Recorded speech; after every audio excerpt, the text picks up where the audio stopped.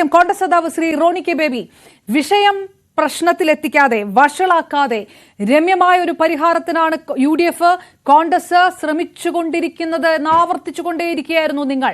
പക്ഷേ അതൊന്നും സഭകളും വിശ്വസിച്ചില്ല, കത്തോലിക്ക സംഘടനകളും വിശ്വസിച്ചില്ല. അതല്ലേ ഇത്രയും വലിയ ഒരു പ്രതിസന്ധിയിലേക്ക് കൊണ്ടെത്തിച്ചത്? ഏത് തരത്തിൽ നാളെ ഈ ഭേദഗതി ബില്ല് വരുമ്പോൾ രണ്ട് വശത്തു നിന്നും പാർട്ടി സമ്മർദ്ദത്തിലാണ്. ഇതെങ്ങനെ ടാക്കിൾ ചെയ്യും? കേരളത്തിലെ പ്രധാനപ്പെട്ട വിഷയം വഖഫ് ഭേദഗതി ബില്ലോ അല്ലെങ്കിൽ നിയമമോ ഒന്നുമല്ല. കേരളത്തിലെ പ്രധാനപ്പെട്ട പ്രശ്നം എന്ന് പറയുന്നത് മുനമ്പമാണ്. ആ മുനമ്പം വിഷയത്തിലെ ആ ജനങ്ങളുടെ അതിജീവനത്തിന് വേണ്ടിയുള്ള പോരാട്ടം, അവരുടെ ഭൂമിയുടെ അവകാശത്തിന് വേണ്ടി നടക്കുന്ന പോരാട്ടം. അപ്പോൾ ആ മുനമ്പം വിഷയത്തിന്റെ മറവിൽ ഇവിടെ വഖഫ് ഭേദഗതി ബില്ല് ഇവിടെ കേരളത്തിൽ ചർച്ചയാക്കിക്കൊണ്ട് ഇവിടെ ചില സ്ഥാപിത താല്പര്യക്കാർ അവരുടെ അജണ്ടകൾ നടപ്പാക്കാൻ വേണ്ടി ശ്രമിക്കുന്നു. അതാണ് അതിന്റെ യാഥാർത്ഥ്യം എന്ന് പറയുന്നത്. കേരളത്തിന് പുറത്ത് ഒരു പ്രദേശത്തും ഒരു സംസ്ഥാനത്തും ഈ വഖഫോ അല്ലെങ്കിൽ വഖഫ് ഭേദഗതി നിയമമോ ബില്ലോ ഒന്നും യാതൊരു ചർച്ചയുമില്ല. ഞാനിവിടെ ഒരു ഉദാഹരണം മാത്രം ചൂണ്ടിക്കാണിക്കാം. ഏതാനും മാസങ്ങൾക്ക് മുൻപാണ് മഹാരാഷ്ട്ര നിയമസഭാ തെരഞ്ഞെടുപ്പ് നടന്നത്. ആ നിയമസഭാ തെരഞ്ഞെടുപ്പിന് തൊട്ടു മുമ്പ് മഹാരാഷ്ട്ര ഭരിച്ച BJPയുടെ പിന്തുണ ഉണ്ടായിരുന്ന ശിവസേനയുടെ മുഖ്യമന്ത്രി ഏകനാഥ് ഷിൻഡെ സർക്കാർ അവര് 2024 ജൂൺ മാസത്തിൽ 150 കോടി രൂപയാണ് മഹാരാഷ്ട്രയിലെ വഖഫ് ബോർഡിന് നൽകിയത്. എന്തിനു വേണ്ടിയിട്ടാണ്? അവിടുത്തെ ലാൻഡ് റെക്കോർഡ്സ് ഡിജിറ്റലൈസ് ചെയ്തതിനു വേണ്ടിയിട്ട്. അപ്പോൾ ഇത് വളരെ കൃത്യമായി തന്നെ കേരളത്തില് സംഘപരിവാറിന് ഒരു ഇടം ഇവിടെ ലഭിക്കണം. ഞാനൊരു കൃത്യമായി ഒരു കാര്യം ഞാനിവിടെ ചൂണ്ടിക്കാണിക്കാൻ വേണ്ടി ആഗ്രഹിക്കുക.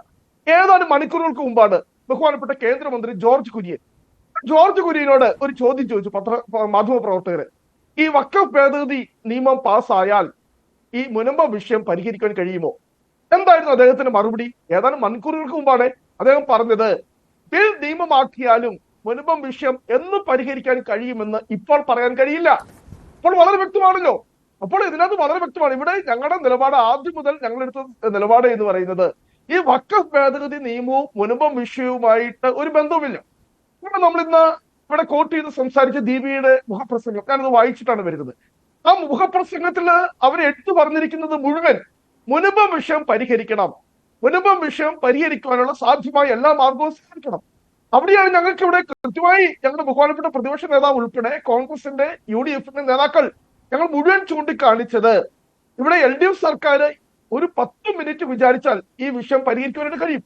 പക്ഷെ ഇത് വളരെയധികം വലിച്ചു നീട്ടി ഒരുപാട് ഫാൾസ് പ്രൊപ്പഗാൻഡയ്ക്ക് അല്ലെങ്കിൽ ഇവിടെ വളരെ കൃത്യമായി തന്നെ ബോധപൂർവമായിട്ടുള്ള ഒരു ചേരിതിരിവിന് വേണ്ടി സംഘടിതമായിട്ടുള്ള ഒരു ഉപകരണമായി ഈ വഖഫ് നിയമത്തെ ഇവിടെ ഉപയോഗിക്കുക. ഇവിടെ പ്രചരിപ്പിക്കുന്നത് ഇവിടെ വഖഫ് ബോർഡ് എന്ന് പറയുന്നത് മതകോടതികളാണ്. ഇന്ന് കേരളത്തിൽ ഉണ്ടായിരിക്കുന്ന ഒരു പൊതുവായിട്ടുള്ള ഒരു നരേറ്റീവ് ഇവിടെ പ്രചരിപ്പിക്കുന്നത് അത് എന്ന് പറയുന്നത് മതകോടതികളാണ് എന്നാണ് ഇവിടെ പറയുന്നത്. പക്ഷെ നമുക്ക് വഖഫ് ബോർഡ് കോൺസ്റ്റിറ്റ്യൂട്ട് ചെയ്യുന്ന സംസ്ഥാന ഗവൺമെന്റാണ്. ഇപ്പോൾ കേരളത്തിലെ വഖഫ് ബോർഡ് ആണെങ്കിൽ അതിപ്പോഴത്തെ LDF ഗവൺമെന്റ് കോൺസ്റ്റിറ്റ്യൂട്ട് ചെയ്യുന്നതാണ്. ആ വഖഫ് ബോർഡിന്റെ ഭാഗമായി വഖഫ് ട്രൈബ്യൂണൽ. അതിനു മുൻപായിരുന്നു ബഹുമാനപ്പെട്ട ഉമ്മൻചാണ്ടി സർക്കാരിന്റെ കാലത്ത് UDFന്റെ ഗവൺമെന്റിന്റെ ആയിരുന്നു വഖഫ് ബോർഡ്. അത് അന്നത്തെ UDF സർക്കാർ കോൺസ്റ്റിറ്റ്യൂട്ട് ചെയ്തതാണ്. ഇവിടെ രണ്ടാമത് പറയുന്നു വഖഫ് ട്രൈബ്യൂണലിന്റെ വിധിക്കെതിരെ ഒരിക്കലും മുകളിൽ യാതൊരു കോടതിയിലും അപ്പീൽ പോകാൻ കഴിയില്ല. ഇവിടെ നമുക്കറിയാം ഭരണഘടനാ ശില്പിയായ ഡോക്ടർ BR അംബേദ്കർ പറഞ്ഞത് article 32 is the heart and soul of the Indian Constitution. Indian ഭരണഘടനയുടെ ഹൃദയവും ആത്മാവുമാണ് ആർട്ടിക്കിൾ 32. എന്താണ് ആർട്ടിക്കിൾ 32? ഇന്ത്യയിലെ എല്ലാ പൗരന്മാർക്കും. ശ്രീ റോണി കെ ബേബി, ഇതൊക്കെ ശരിയാകാം, പക്ഷേ ഇതൊക്കെ ഇനി കത്തോലിക്ക സഭയെ പറഞ്ഞ് കൺവിൻസ് ചെയ്യാനുള്ള സമയമില്ലല്ലോ. കൃത്യമായിട്ട് പറഞ്ഞിട്ടുണ്ട്, നിങ്ങളൊക്കെ മതേതര തലമുറയോട് ഉത്തരം പറയേണ്ടി വരുമെന്ന് KCBC പറയുന്നു, CBCI പറയുന്നു, ദീപിക പറയുന്നു, കാഞ്ഞിരപ്പള്ളി രൂപത ജാഗ്രതാ സമിതി വരെ പറയുന്നു. പറയാത്തവരിൽ അപ്പോൾ ഇതൊരു മുന്നറിയിപ്പിന്റെ ഭാഷ തന്നെയാണെന്ന് കോൺഗ്രസ് മനസ്സിലാക്കുന്നില്ലേ? അങ്ങനെ ഒരു വാള് തലയുടെ മുകളിലുണ്ടെങ്കിൽ നേരെ വന്ന് വീഴുന്നത് കോൺഗ്രസിന്റെ തലയിലാണ്. ഇതെങ്ങനെ ടാക്കിൾ ചെയ്യും? നാളെ രാവിലെ കേരളത്തിലെ MP-മാരുടെ യോഗം രാഹുൽ ഗാന്ധിയുടെ അധ്യക്ഷതയിൽ നടക്കുന്നുണ്ടെന്നറിയുന്നു. ഈ KCBCയുടെ നിലപാടടക്കം, KCBCയുടെ നിലപാട് ഒരു വശത്ത്, ലീഗിന്റെ നിലപാട് മറ്റൊരു വശത്ത്, മുനമ്പം മറുവശത്ത്. കോൺഗ്രസ് ഏത് തരത്തിൽ ഇത് മുന്നോട്ട് കൊണ്ടുപോകും? നാഷണൽ കോൺഗ്രസിന് ഞാൻ ഈ ന്യൂസ് 18 പ്ലാറ്റ്ഫോമിൽ നിന്നുകൊണ്ട് വളരെ കൃത്യമായി തന്നെ ഇത് കേൾക്കുന്ന ശ്രോതാക്കളോട് ഞാൻ കൃത്യമായി തന്നെ പറയുകയാണ്, ഇന്ത്യൻ നാഷണൽ കോൺഗ്രസിന് ഇതിനകത്ത് വളരെ കൃത്യമായ നിലപാടുണ്ട്. ഞങ്ങളുടെ നിലപാട് ഇതാണ്. ഒരു നിയമവും തല്ലെ കൊത്തിവെച്ചിരിക്കുന്ന അല്ലെങ്കിൽ ഒരു കാലഘട്ടത്തിലും മാറാൻ സാധിക്കാത്ത രീതിയിൽ കൊത്തിവെച്ചിരിക്കുന്ന നിയമങ്ങളല്ല. നിയമങ്ങളിൽ കാലോചിതമായ മാറ്റങ്ങൾ ഉണ്ടാകണം, കാലോചിതമായ പരിഷ്കാരങ്ങൾ ഉണ്ടാവണം. പക്ഷേ ഇവിടെ എന്താണ് കേന്ദ്ര സർക്കാർ സ്വീകരിക്കുന്ന നിലപാട്? ഇവിടെ JPC ഞങ്ങൾ ശക്തമായി പാർലമെന്റിൽ ആവശ്യപ്പെട്ടു, JPC കോൺസ്റ്റിറ്റ്യൂട്ട് ചെയ്തു. ഈ JPC നടന്ന നാടകങ്ങൾ മുഴുവൻ ഈ രാജ്യം മുഴുവൻ കണ്ടു. പ്രതിപക്ഷത്തിന് ഒരു ഭേദഗതി പോലും മുന്നോട്ട് വയ്ക്കുവാനുള്ള ഒരു അവകാശമോ അവസരമോ JPC നൽകിയില്ല. പ്രതിപക്ഷം കൊണ്ടുവന്ന ഡസൻ കണക്കിന് അമെന്റ്മെന്റുകൾ, ഭേദഗതികൾ ഞങ്ങൾ വളരെ കൃത്യമായി തന്നെ ഇവിടുത്തെ പൊതുസമൂഹത്തെ പ്രതികരിക്കുന്നവരാണ്. 237 എംപിമാർ പാർലമെന്റിലുണ്ട്. അത് ഈ പ്രതിപക്ഷത്തിന്റെ ഭാഗമാണ്. അവരും ഈ രാജ്യത്തെ ജനങ്ങളുടെ റെപ്രസെന്റേറ്റീവ്സ് ആണ്. അപ്പോൾ ആ 237 എംപിമാരെ പ്രതികരിച്ചുകൊണ്ട് പ്രതിപക്ഷത്തിന്റെ എംപിമാർ, ഇന്ത്യ മുന്നണിയുടെ എംപിമാർ ആ JPC യോഗത്തിൽ ഞങ്ങൾ കൊണ്ടുവന്ന ഒരു അമെന്റ്മെന്റ് പോലും, ഒരു ഭേദഗതി പോലും ചർച്ച ചെയ്തില്ല എന്ന് മാത്രമല്ല, JPC അത് അതിന്റെ അതിന്റെ ഭാഗമാക്കുവാൻ പോലും സംഭവം സമ്മതിച്ചില്ല. ഇന്ത്യയിൽ ഇന്നേ വരെ അങ്ങനെ ഒരു കീഴ്വഴക്കം ഉണ്ടായിട്ടില്ല. ഇന്ത്യയുടെ 75 വർഷത്തെ പാർലമെന്ററി ചരിത്രത്തിൽ ഒരിക്കലും അങ്ങനെ ഒരു സംഭവമേ ഉണ്ടായിട്ടില്ല.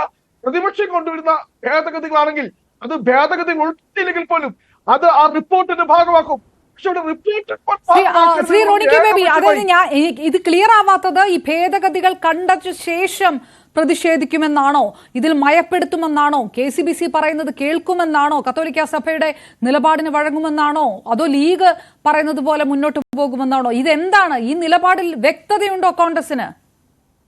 ഇന്ത്യൻ നാഷണൽ കോൺഗ്രസ് അത് എന്ന് പറയുന്നത് കേരളത്തിലെ മുസ്ലിം ലീഗ് ഘടകകക്ഷിയായിട്ടുള്ള ആ മുന്നണിക്ക് നേതൃത്വം നൽകുന്ന പാർട്ടി ലീഗിന്റെ അഭിപ്രായങ്ങളല്ല. ഇന്ത്യൻ നാഷണൽ കോൺഗ്രസ് ദേശീയ തലത്തിൽ അത് കന്യാകുമാരി മുതൽ കാശ്മീർ വരെ ഞങ്ങൾക്ക് വ്യക്തമായ നിലപാടുണ്ട്.